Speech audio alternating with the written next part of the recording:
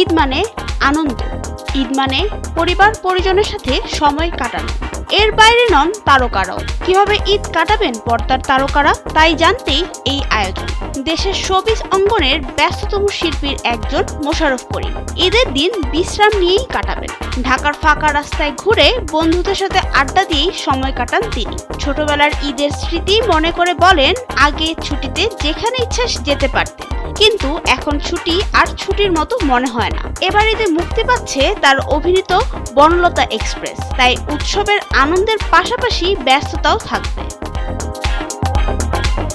কৈশোরে তাহসানের কাছে ঈদ মানেই ছিল নিউ মার্কেটে সিডি ক্যাসেট কিনতে যাওয়া। চাঁদ রাতে ডিস্কের গান বাজানোই তার কাছে ঈদের সবচেয়ে বড় আনন্দ ছিল।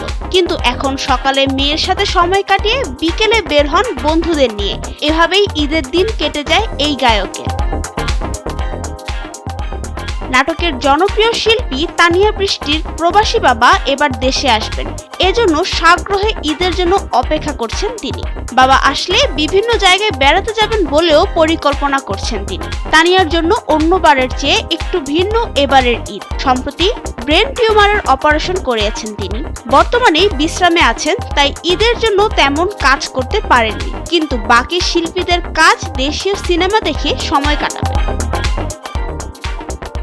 এবারের ঈদে আবারও ফিরছে ব্যাচেলর পয়েন্ট ধারাবাহিক। তৌসিফ মাহবুব মনে করেন এই কারণে এবারের ঈদ হবে সেরা।